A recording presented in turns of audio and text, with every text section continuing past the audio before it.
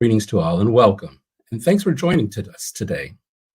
We have an excellent discussion prepared, but before we get started, please tell us where you're tuning in from in the comments box. And be sure to like this video so others in your network can also enjoy today's session. Today, we'll be sharing highlights from the second installment on IFMA's Women in FM series, Factors Impacting Retention and Advancement of Women in Facility Management report. This report is available at no charge to IFMA members and non-members. Links for download will be placed in the chat box. Today's moderator is Jake Smithwick, PhD, University of North Carolina at Charlotte, Associate Professor and Graduate Program Director. Our panelists today are Rebecca Arguedas Arroyo, MBA, President, United Facility Services, Costa Rica. Linda Besetsny, CFM Director, Global Facilities, R.J. O'Brien, United States. Lori A. Gilmer, PE, CFM, President and Chief Operating Officer, Facilities Engineering Associates, United States. Claire Waite, MBA, Chief Facilities Officer, Georgetown University, Qatar. Now a few words from our panelists. Rebecca, over to you. Thank you, Nick. Hi, everyone. Thanks, IFMA, for letting me be part of this amazing research that let us analyze better the reality of a lot of women in facility management around the world in today's workplace. So I'm thrilled to be here. Thank you to the colleagues here that are sharing the space with me too. Linda. Thanks for having me, IFMA. Thank you, Nick. I'm the Global Director of Facilities for a financial trading firm. We do business all over the world. I run our Chicago Career Services program through IFMA, our chapter, and through my firm. So thank you. Lori. Thanks very much, Nick. It is a pleasure to be here on this really important topic. I'm a professional engineer with a background in facilities. It's over 20 years. We'll just go with that. I'm really passionate about educating and advancing the FM profession. So this topic is near and dear to my heart. Thanks for having us all here. Thank you. Claire. Thanks, Nick, and thank you to all of you for including me on the panel and for allowing me to be part of the input on the survey structure and to be able to review the results. It's been a valuable and an enlightening experience. Thank you. Thank you, panelists, for helping IFMA elevate this topic of significant importance. Our presenter today is Assistant Professor Stephen Call, Washington State University. Over to you, Stephen. Thank you, Nick, and panelists. Really excited to share the results of this research to help, again, empower and advance women in facility management, which is a great, excellent topic, especially considering International Women's Day, which is just around the corner. So, as was mentioned, I'm a professor at Washington State University, focused on teaching and researching in facility management. So, to start off the conversation, I wanted to provide a little bit of background. The agenda today we'll do as we did. Introductions are wrapped up. I'll talk about the methodology and purpose of the report. We'll be discussing why we're seeing both men and women actually leaving the FM profession, what factors we're finding that are impacting retention and dissatisfaction potentially, and how we're finding that mentorship is actually a really important piece of improving retention within facility management. And then we'll wrap things up. This research is brought to you by Simplar, which is a group of researchers and educators that focuses on applied research directly to the industry. So to the screen, you can see the various universities that are part of this team that are here to help produce research that's really helping move the industry forward. Now, IFMA has had a long history of producing practical reports. So obviously this report is based on academic research, but the goal is always to help move the industry forward, support practitioners in the field, and help support them in the important initiatives and important topics of the day.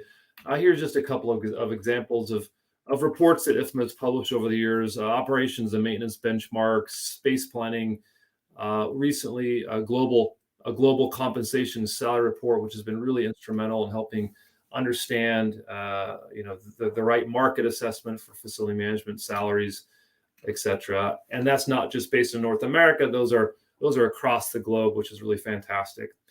So sometimes we're asked, okay, why a focus on women in facility management? Well, what we know is that there is myriad evidence really supporting the benefits of gender diversity within the workforce.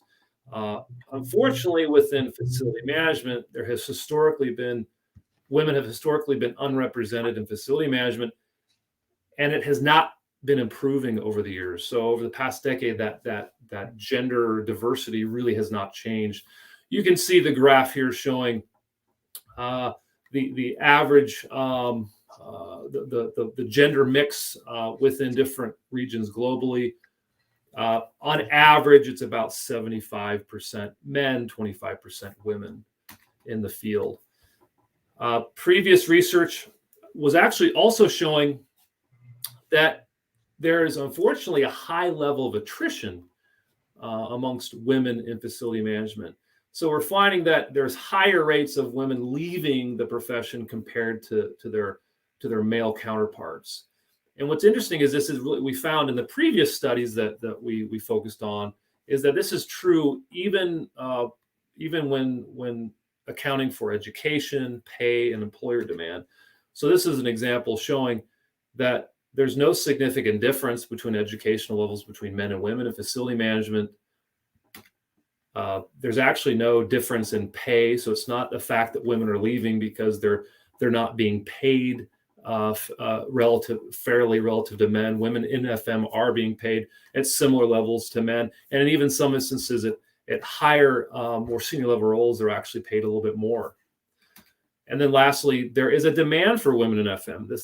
We're finding that women who are seeking an employment are actually finding employment much quicker than men in every level within facility management.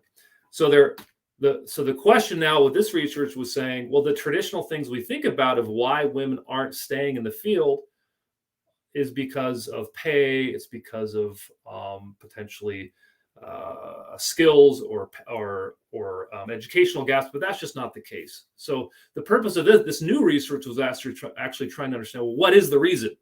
What are the factors that are creating this high level of attrition within women? So we were trying to understand those specific factors and then develop some evidence-based recommendations to support development of policies and processes within FM employers to help retain and advance women in facility management, and then identify some areas that may need some further research. So methodology and demographics. So questions were reviewed from previous IFMA workforce surveys and other related literature. We had input from our advisory team, many whom are part of this panelist group. So much appreciated. We really got some great questions that were developed because of that. And then a survey was sent to over 12,000 IFMA members globally to gather that information, with over 1,000 responses across the globe. And just to be clear, we are only looking at male and female differences because we had such low levels of anybody that responded as non-binary. So this is just looking at male and female gender differences. Respondent region and employment types. You'll notice North America had the largest number of responses, but we still had responses from every global region. And the graph showing this little donut graph showing percentages, what that's showing is that 87% of those who responded to the survey were employed in FM, but we had about 6% that were previously employed in FM, but at the time of the survey were working in a different industry outside of the facility management profession. So that's a really important group of people, because in the research, what we were really looking at was, why are those folks leaving? What it's not that they left because they're unemployed or they left because they retired. they were leaving to go work in a different industry. So we were really trying to understand what is it about that group of respondents that was different from those who stayed in FM. So what we found is one of the reasons people left facility management, and both men and women, was to take extended career breaks. So the primary reason for extended career breaks are for elder care, for child care, because there was a layoff, or leaving for education. And so when it comes to elder care, the mix, the gender mix, a man and a woman are just as likely to leave for elder care, but women are significantly more likely to leave because of child care. You can see, of those who took extended career breaks, more than almost 90% of those were women. Most women are unlikely to actually leave because of layoffs, and they're unlikely to leave to further education.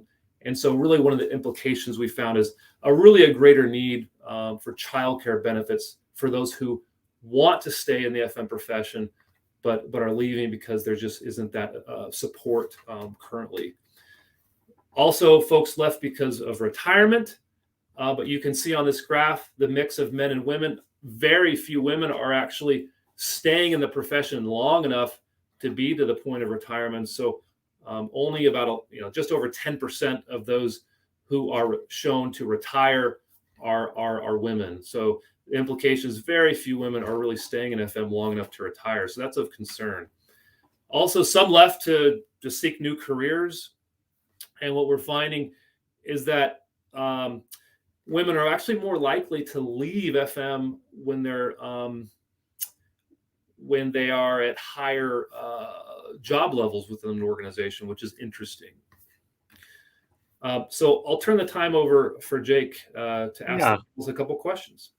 Thanks, Steve. And again, really appreciate everybody being here today. We have several hundred people in attendance. And if you find yourself with a burning question or a comment, please put that in the chat box. We're going to keep our eyes on it and be sure to address your questions as they come up here. Steve, with this emphasis on childcare and the fact that so many women leave to provide that care, I wonder if we can turn to our panel to kind of ask the question of how might FM better support women with these childcare responsibilities? Rebecca, could you kick us off with that? How can FMs as an organization better provide support to enable that childcare perspective?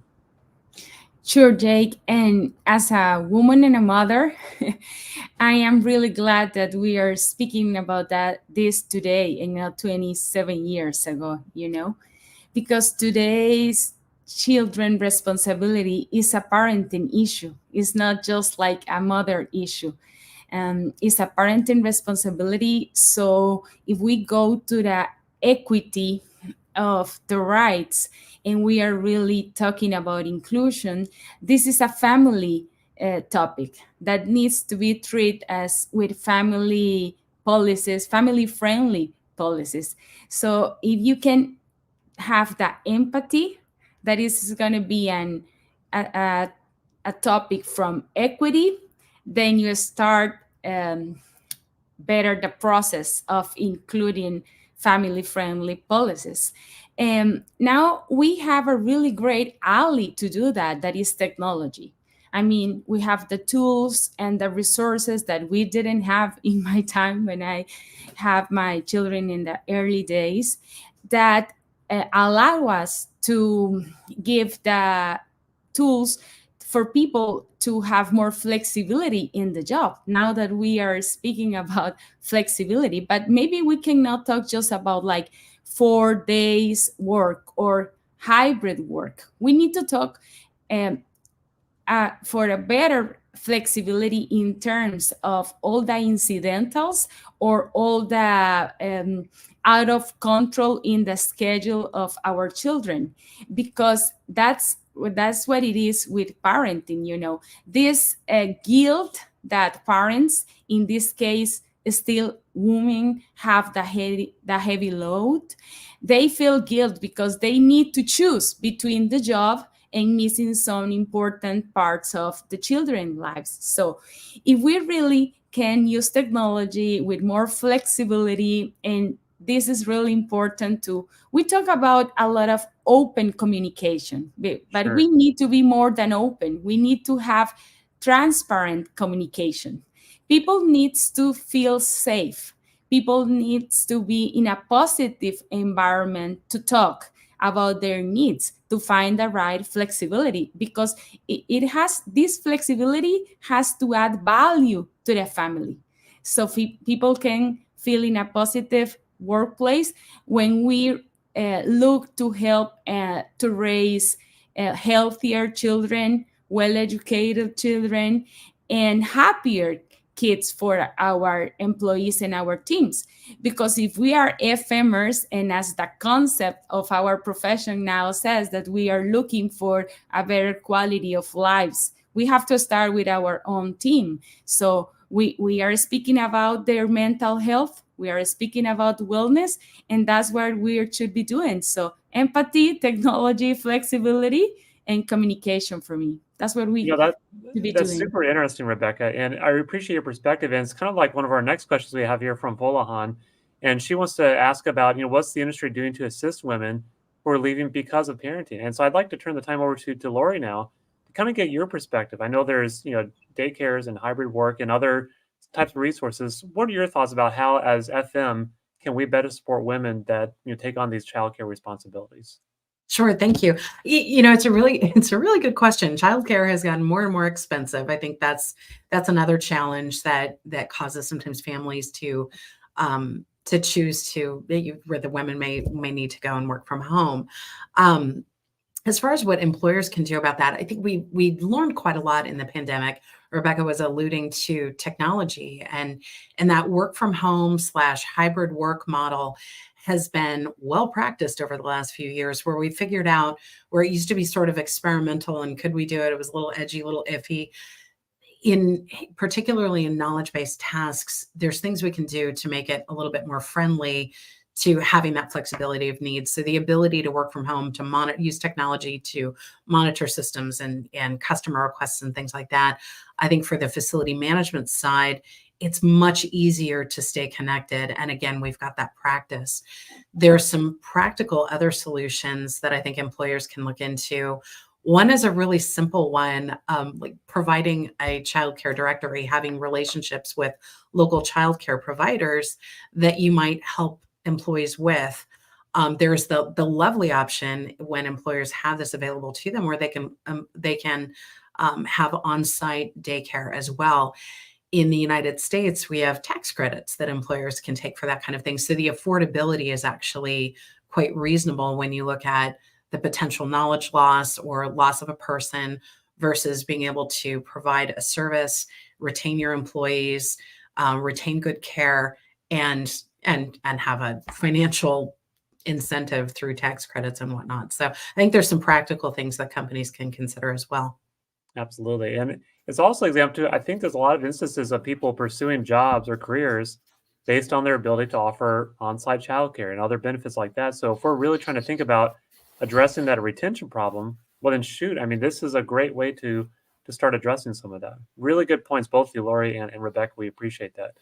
Steve, let's kind of focus on now, how do we look at factors that are actually impacting retention and what that future might look like? Steve, go ahead.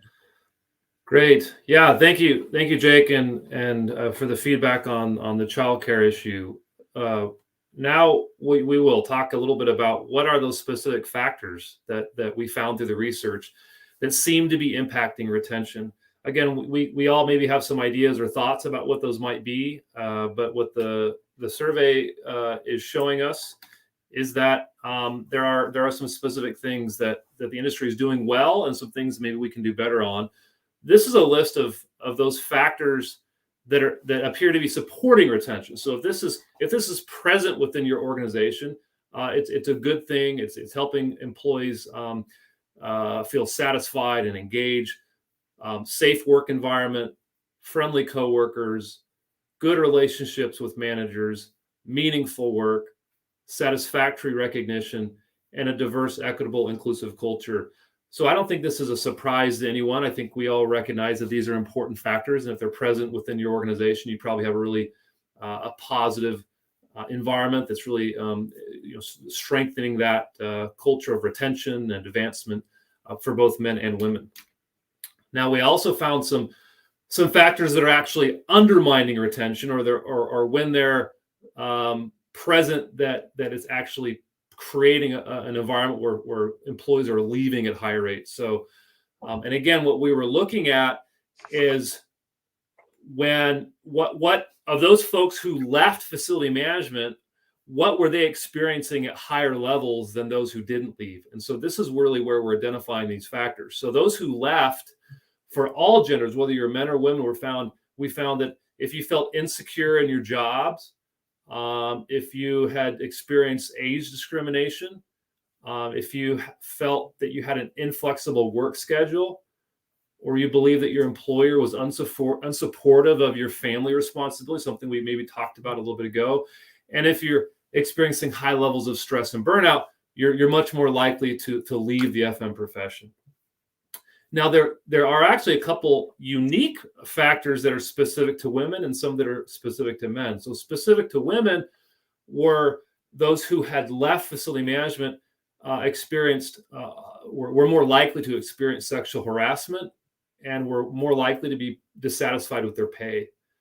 And men who left FM were more likely to say they had an unclear career path and that they had limited career growth opportunities. So, Jake, I'll turn the time over to you to maybe engage the panelists on some of these issues. Absolutely, Steve. And, really, there's a really great comment that just came in here, that the fact that this is more about a parenting concern and less about a woman's concern is super vital to this whole conversation, right? This is a family issue, as Rebecca pointed out, and we really appreciate that perspective. So I'm wondering if Linda, if you might talk to us for a few minutes about, how have you worked through factors actually impacting FM retention? What have you seen? What are your kind of guidance for folks that are kind of working through this? Linda, go ahead. Sure, thank you. I'll start with the pandemic. It was really challenging when I was working from home myself, but yet my global team had to come in every day. So even today, if I'm working remotely in our hybrid schedule, I will call, touch base with my international offices on a daily basis and my local team just to communicate while they're holding the fort down. When I am in the office, I manage by walking around and talking with my team. We've found adding more incentives have really helped keep the collaboration up. For example, we do quarterly team luncheons. Who doesn't love food? So we do a quarterly pizza lunch, and I report to the chief operating officer. So I invite him, and he sometimes comes, and my team is really honored and thrilled to be having lunch with the COO because they normally wouldn't get time in front of him. It really boosts morale. I also try to make each team member feel that they're heard, valued, and appreciated. And I would think, going back to advocating through the IFMA chapter with education, become involved in your chapter, go for your CFM or FMP certifications, and also seek out a mentor, which I know we're going to cover in a little bit. But mentoring, I think, really boosts morale and helps keep people engaged, and that helps with retention. Fantastic. Claire, what are you kind of saying? Go ahead. And Claire, you might be on mute there. If you could unmute yourself, that'd be great. Thanks. Going back a bit to what we were talking about with regard to childcare, I think it's important to give people flexibility, and that flexible schedule was something that came up as a good thing for retention, particularly thinking around school holidays and school timings. Some people can't necessarily stay in the office until 5 o'clock because the kids are out of school at 4. So having a schedule that's flexible both during the term time, but also in the holidays when people might need more time off because the kids are not at school or childcare is out, whatever. I think that factors impacting retention generally is giving people the space and autonomy to balance work and life, and supporting their needs, developing them, allowing them, using coaching skills to discuss regularly what their needs are, and in supporting those needs, giving them the opportunity to guide their own career, whether it be through development or further education, short courses, long courses, where they see their career and where they want to be, and supporting them in achieving that. And I think you can do that through regular coaching and regular reviews that are not task or work oriented, more personal oriented. Absolutely. Yeah, that's great. Thank you, Claire, and thank you, Linda, as well. It kind of makes me think now that one of the things that was mentioned, I think Linda, you talked about that, the role of mentorship and how that affects everything, and really, it's a key part of what this needs to look like. So, Steve, let's talk about mentorship for a few minutes and kind of talk us about what we saw from that standpoint from the research.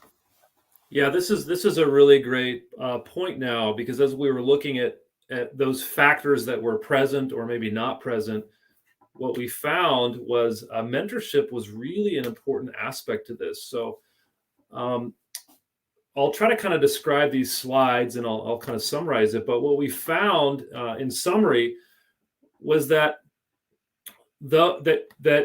you are much less likely to experience these negative factors if you had a mentor. These negative factors that are potentially associated with folks leaving the industry, right? So if you felt stress, burnout, you felt insecure in your job, et cetera, et cetera. If you had a mentor, you were much less likely to report experiencing these things. So we know that there's something about that. There's a reason why having a mentor or a coach that's on your side, that's supporting you and helping you, seems the data actually reflects that there's a real impact to that. So that this is just showing for both men, and table 3 is showing women, table 4 is showing men, that you can see there's significant differences. So for example, just kind of off the top, feels frequent stress and burnout. So those who had no mentor, about 70% of women said they felt stress or burnout, but if they had a mentor, it was 58%. So that's just, again, something really powerful about mentoring, and it's impacting almost every single one of these aspects, not just a little bit. Like there's actually a statistically significant difference here. So this is really powerful. It's really interesting, and we definitely want to understand this a little bit more. Yeah, it's maybe a bit of a moment of personal privilege on this, is that Steve and I, we do research all the time in all sorts of different areas. And when Steve had finished kind of crunching the numbers on this, and we realized, like, oh my gosh, I mean, how often do we have an opportunity to find something in the data that shows that this has such a positive impact on people's careers, right? So we chatted. I forgot what time this, Steve, is late in the day, and is just really, really fascinating to see that to actually prove out here. And one thing I want to call out too for our attendees today, that maybe you could drop in the chat box, what sorts of things have you seen that have encouraged you to stay in the workforce, to stay in your profession, and from a retention standpoint or even a mentorship standpoint. So if you do have experiences you'd like to share with folks that have worked well, or things that you've really enjoyed, we'd love to see about that. Rebecca, I wonder if you can talk to us a little bit. I know you and I had talked the other day about the role of mentorship in your career. How has that worked, having a mentor or being a mentee? Kind of talk to us about your experiences of mentorship. Rebecca, go ahead. Thank you, Jake. At the top of my mind, I need to say that mentorship is the reason I'm here today. I had a professional mentor when I started John in this career, and I had a personal mentor in that beginning. And now I have a team that are my group of mentees in Costa Rica doing the job in the meantime. I hear and collaborating with us. And so mentorship has been in my life, but this is different timing. When I started, my mentor was a man. He was a senior man. And when he chose me, I felt really privileged at that time. So I worked really hard to show that I deserve, that position. And then one colleague of mine, and I remember like it was yesterday, came and told me like, he chose you because you are the only woman in the room that is too similar to a man. And at that time, I was like, I don't know if this is a compliment or an insult or what it is. I didn't give at that time much thought. But then I really had to be brave and bold to face all the challenges of a woman in a man industry at that time.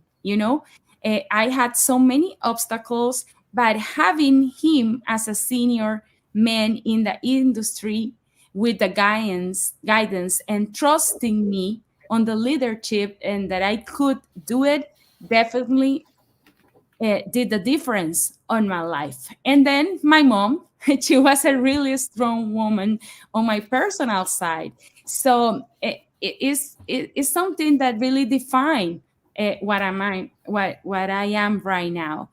And so I decided to mentor women in this industry too, because I know that they are going to have challenges, of course, but I want them to have the challenges of the industry, not because of the gender, of because we are Latino American women on this industry. In my timing, I think I didn't enjoy enough the journey. I was speeding, I was putting this high guard because I couldn't show to be vulnerable in my time. I need to be strong all the time to show something else because I was a woman and I was young.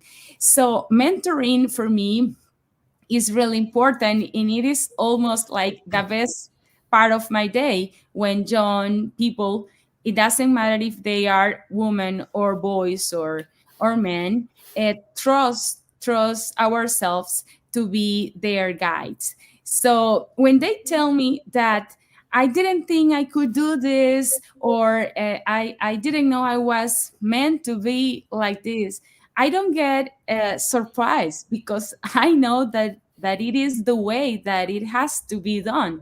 But they get surprised because we're not used to have someone willing to help just to see people grow. And we need to adapt ourselves to that believing, and it has to be a purpose. Yeah, that's great.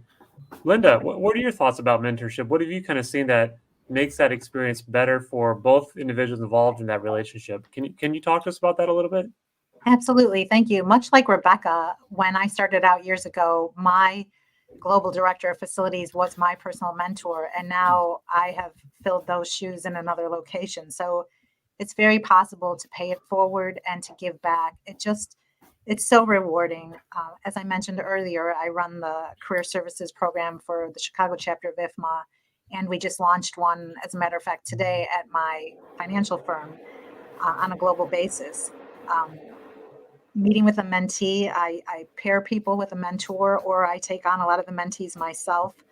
It's very important to set a schedule and meet with them maybe every 2 weeks or once a month, whatever works best for you, and always set the next meeting at the end of the current session. I take notes to keep all my mentees straight so I can refer to someone's child's name or wife. It's just more personalized, which is really nice. And I highly recommend it. Paying it forward, paying back. It's just extremely rewarding, and I hope all of you can experience that. Yeah, I really like that, Linda. Is paying it forward and having that experience. That's awesome. Folks, I will say that our chat box is just blowing up here about people's experiences with these positive things. And I just want to read through some of these comments here just to see like ideas that we can do to help engage people in this. LaShawn says that the super supportive culture within FM has encouraged me to remain in the industry. That's awesome, right? Helen, being part of IFMA and knowing there are other FMs with the same problems and issues I have makes me stay, right? Clark, Elliot, the professional and personal satisfaction of positive feedback from users after workplace transformation project delivery. There's special items that explode when people say, wow, I would never want to work in that old way again, right? I mean, that's incredible, right? To have that experience, to actually see people improving and really enjoying what they're doing, right? Folahan, I am still in the profession because the passion, the fulfillment that comes with it, we solve people's problems despite that can be a thankless job, right? So many great comments here about what we can do to help encourage people to stay in this profession, I think are super valuable here. Now, we did have a question earlier from Bridget, and I wanted to bring that back to Steve here for a minute. And the question was, on the slide, there was a difference about having clear career paths for men versus women. And Steve, I wondered if you could talk about why some of those differences were there about, men were saying that was a factor for why they left is because they didn't have a clear career path, whereas women didn't really identify that in their particular responses. Steve, can you help us understand why these two bottom rows of the tables are a little bit different? Yeah, Bridget, thanks for the question. Appreciate that. Yeah, so what we found was that there were certain factors that were unique to women and some that were unique to men. So these the first five you see at the top of the table, those are unique. Those are both men and women are both experienced this. Meaning, if you left the FM industry, whether you were a man or a woman, those were the factors that seemed to impact that decision to leave. However, women were not. There did not seem to be a significant difference for women leaving because of clear career path or growth opportunities. So those were specific to men, and obviously women had some unique factors as well. So I'm not saying there obviously are some women who may be leaving because they don't feel like they have a clear career path, but it wasn't significant enough to really say there's a difference or that's a unique factor. It was within men, however. So again, we're not saying that this never happens. I'm sure there's men and women who experience a myriad of reasons, but looking at the data is showing us that it seems to be more specific to men leaving. And as you can see, men who have mentors, they're 81% of them say, I have a very clear career path, and only 46 that those who don't have mentors, only 46% are saying that. So we're showing that there's a real impact to having that mentor, and we believe that the same is true for a woman. As far as career path, seeing that vision forward, it helps both genders. Fantastic, thank you, Steve. Just some more awesome comments here coming in. Justin out of Chicago, mentorship and helping growing is what keeps me engaged with IFMA in Chicago. The community has been there with me during job loss, growth, and keeps me motivated to continue to do better. I mean, that should be like the tagline for IFMA or some of our different events, right? I mean, that's incredible about being involved in what we do. Is really an amazing experience. Maria talks about having coaching, right? We have a coach, and I use that benefit for over a year, and it's been a key to me. My coach and I meet monthly. When I became an IFMA member last year, I felt included in the community of like-minded professionals that allowed me to reach out and hear other FM's experiences. So clearly, mentorship has a huge benefit here, and we'll see. We're going to hopefully do some more additional research in the future about this. So stay tuned. But clearly, that's the message I'm hearing today: is that being engaged, having a mentor, and working through that process is super important here. Steve, why don't you close us out with some final thoughts here and conclusions as we look to wrap this up?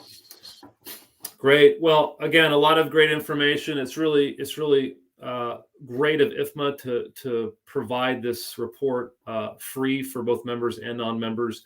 So I hope everyone takes the opportunity to download that report. There's some really great information that we didn't maybe get into as much detail on this webinar, but it's there for your review.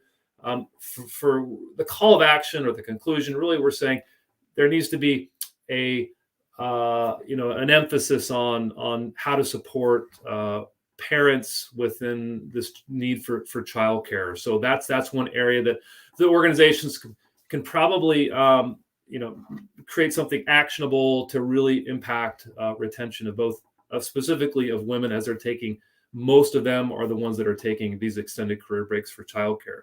And then mentorship adoption. So we just had a long conversation about the importance of mentorship. As Dr. Smithwick mentioned, it's very rare for us to find in the data what I'll call a silver bullet of, if we do this one thing, it really influences everything else. And what was so fascinating about this is we found that mentorship really did that. So men and it benefits both men and women to have those mentors.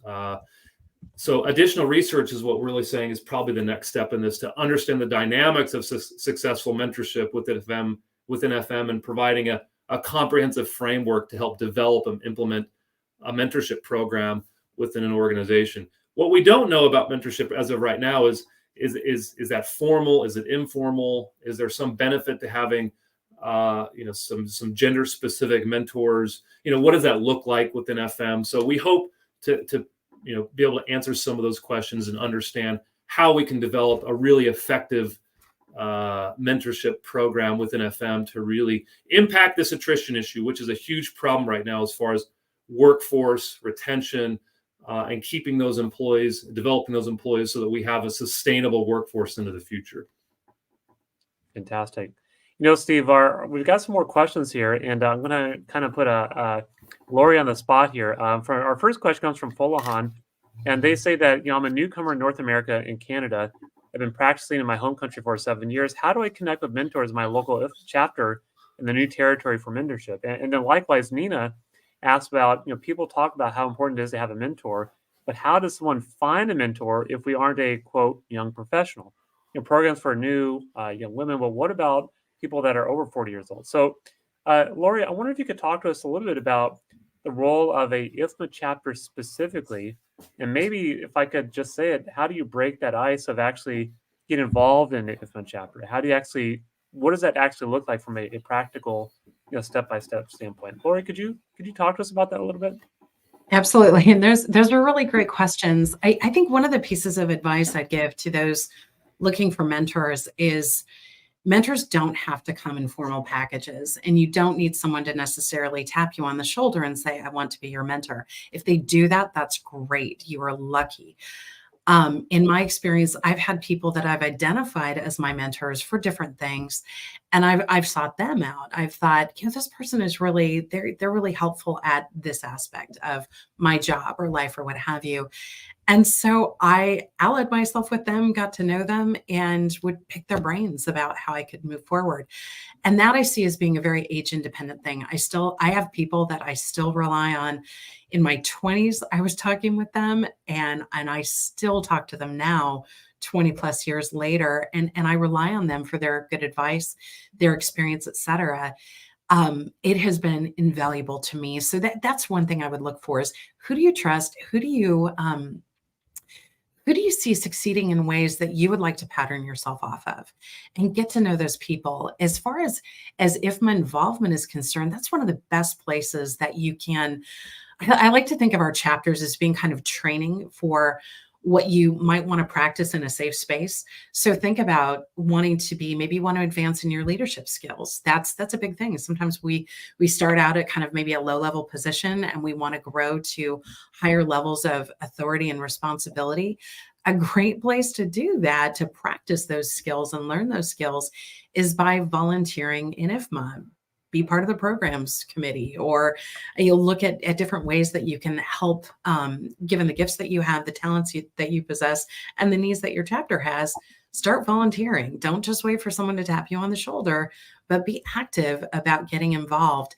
And I promise you, you will learn so much through that involvement activity. It may not feel like it, but you look back in a year or two and you realize how much you've learned.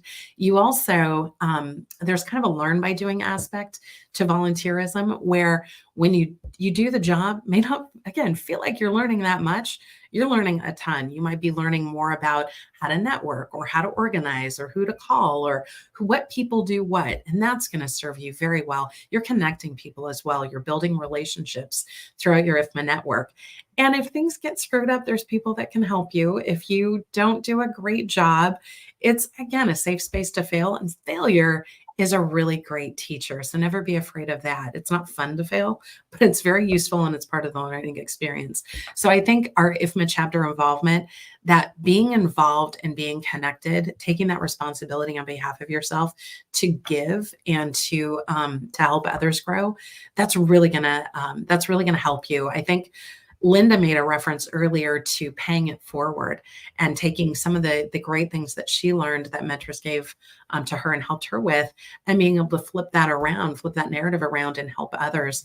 I think you get to a point of maturity where you can do that. So be attentive to those things, get involved, help others. Those are some great things, and those IFMA chapters present great opportunities. We always need help. We never lack for the volunteer need. Sometimes on the chapter leadership side, we wonder, are we going to get more people to volunteer for these positions? Oh my goodness, there's so much that will benefit you for having volunteered. That's awesome. Thank you, Lori. Claire, what are your thoughts about this?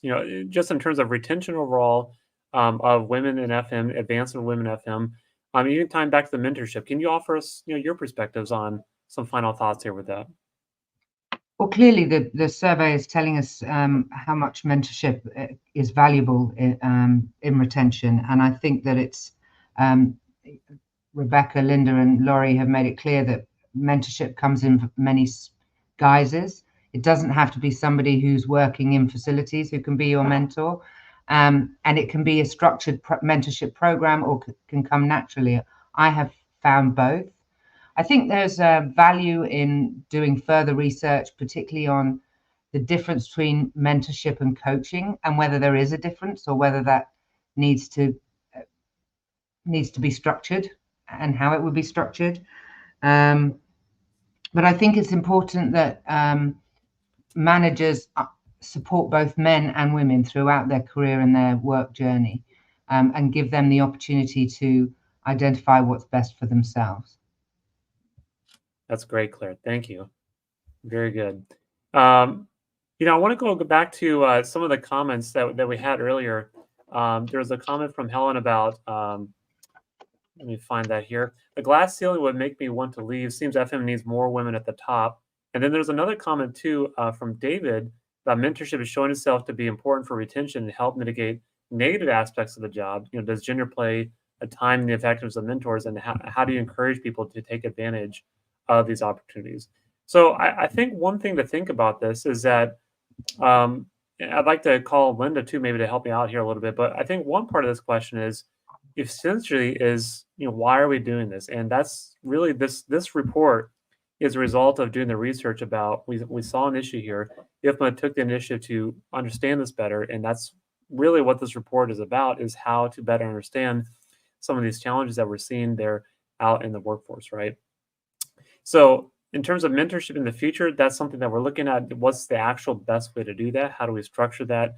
And just stay tuned for what that might actually look like. But, I'm wondering if, Linda, if you could also offer some perspectives about how else can we encourage people to take advantage of these amazing resources that we've seen here today, and both from our panelists here. Any other thoughts about how you might take somebody under your wing here to encourage them to participate and really take advantage of this? Sure, thank you. Both David and Justin are from the Chicago chapter, and what we do in the Chicago chapter is we have a slide at every lunch and learn and every event that we offer a mentoring program. And I will get an email, and our career services team will pair up a mentor with a mentee. David, I don't think that gender plays a role. I've mentored both men and women. I've probably mentored a fair amount of each, and just continue to encourage people. I think word of mouth is also very helpful. Someone I'm mentoring now bought a book for me and asked me to read it with him. And every 2 weeks, we go over a couple chapters together. So I think the name of the book was Never Eat Alone. And it was very, very interesting. So I'm learning from my mentees as well. Just, again, getting the word out at IFMA events, just stating that we have this. And I can't even count the amount of people that I have mentored in my career. And, even you can be a mentor. You don't have to know all the answers. If someone has a question and you're not sure, you reach out to your FM network and you can find out. You don't let that intimidate you. And a lot of it is just your own journey of what you've been through. That's awesome. That's awesome. Thank you, Linda. Again, our chat box here is just continuing to have great comments. We have a comment from Maria that says, how do we volunteer for mentoring services in IFMA? And then the follow-up question from Giannis says that some IFMA chapters have active mentor-mentee programs. It'd be great if IFMA provided best practices to set this up at a chapter level. And I believe it was Lori who had said earlier that, maybe it was Claire, that we're always looking for volunteers, right, on the leadership side of the IFMA chapters, right? So if you see a need in your local IFMA chapter, frankly, folks, I would just encourage you to sign up, get involved, because I know my experience with various IFMA chapters that we need volunteers, and there's so much to get out of that. So I'd say dive in for it, go for it, and it's a really good experience. I love what Trixie just said, that most times the mentor also learns from the mentee, right? It's not just a one-way relationship. It goes both ways as we go through and as we go through this and do that, right? So really fantastic comments here. There's a really great thoughts and perspectives here today as we look at this. And I know, Rebecca, I wanted to ask if you have any other final thoughts here as we kind of think about mentorship, advancing in the facility space, and other perspectives you may offer to us. Rebecca, do you have any final thoughts with that? Yeah, thank you. apologizing for the darkness. I was using natural light and the sun went down on me. So I know I'm in the dark right now, but I'm hearing all the questions in the chat and all the initiatives of people asking how to have a mentor. And this is amazing, because if mentoring is the key finding of this research, and people entering the careers are willing to have a mentor, it means that we have a really nice future on us, because it's not that easy to accept mentoring. Maybe we both or the four of us as a woman are willing to mentor, or you guys agree with this research, but accepting guidance and accepting help is not easy too. So mentorship has both ways, the mentor and the mentee attitude to work together and to grow together, because mentor also grow absolutely in the mentoring process. So my final thought is that it is a strength that we have to build together to have the mentorship program develop as we should have at this moment in the industry. That's great. Thank you, Rebecca. Well, this has been a really interesting conversation. And again, we appreciate our panelists here. We do have a few more minutes. So again, the chat box has been really, really active today. So we'll take a few more minutes. If you do have some further questions for our panelists, feel free to do that. We do have about 5 or 6 minutes left here. So if you do have another question or even a comment, you're more than welcome to do that. Steve, I'm wondering if you could offer us maybe a final closing thought here about some of the research and the data, things that you've kind of seen here that would be interesting as we look forward as to how we might, from a research standpoint, what else do we see here? But Steve, any final thoughts from you about this? Yeah, again, the reason for this research is because we're all struggling with developing and sustaining a professional, competent workforce in facility management. We want to make sure that we're bringing in sufficient levels, sufficient skilled employees. They're staying, they're advancing, and so we have a healthy cycle that will help sustain and support a profession that is evolving and growing. And so there's just such a need for that. We want to make sure that moves forward. One of the issues we discovered that unfortunately women have been underrepresented. It's not, that gap has not changed much over the years, and that they're leaving at much higher rates than men. So that was really, again, just a reminder of why we're talking about this. We all have our opinions. It's not a new topic, but the point of this research was, again, to look at the data. What did the data show us? And what was really fascinating is the data showed us that there are some specific factors that are contributing to why people are leaving the industry, and there's some unique to men and unique to women. But regardless, mentorship is a factor that is strongly impacting in a positive way the advancement and retention of both men and women in FM. So what a great opportunity we have to kind of latch on to something that we all kind of know intuitively makes sense. We've all had that career experience, but now the data is really supporting it in a positive way where we can with confidence move forward and hopefully grow and support this initiative. So I'm excited to kind of see what the next step is in understanding this. But as was mentioned, regardless, if I'm a new facility manager or even a seasoned facility manager, there's no reason why I wouldn't reach out to my network and say, hey, I'd like to have lunch with you once a month, or as Linda said, hey, could we read a book together? What a great example of what mentorship looks like. So I think it comes in many different forms. And so don't be afraid. Don't wait around for this official program to come in place for you to be mentored or be a mentee. If we all just take a step forward, offer our services, be vulnerable, I think this is really going to be something that can help move the industry forward. So I'm excited about what we've shared today. about what the research is showing. And so I'm just really optimistic for the future of the advancement of the workforce, and specifically women, and closing that gender gap a bit to really leverage the unique qualities and skills that women bring to the workforce. Absolutely. Linda, I see you came off mute here. Did you have a comment or a question? Go ahead. I was just going to add to in the final comments, just to why we're wrapping it up, about I would say seek a mentor or become a mentor, advocate for yourself, continue to learn and ask questions, and earn a seat at that table, and continue to network through your IFMA chapter. That is really the way to go. Yeah, that's awesome. Claire, what are your thoughts? Final thoughts from you about this? To be honest, I don't have any more than I've already said, except to say that I think it's been really eye-opening, and would really be encouraged and happy to work on some further research on this. Fantastic. Thank you. And I saw that there were a few of our attendees that were in the Middle East. Feel free to reach out to me if you want to work on some mentorship. Yeah, absolutely. Claire, and you're on LinkedIn, Claire? That's the best way to get hold of you? And everybody else? Okay, awesome. Well, folks, I will tell you, firstly and foremostly, sincerely appreciate Rebecca, Linda, Lori, and Claire. Your insights have been invaluable for today's discussion, invaluable for the report.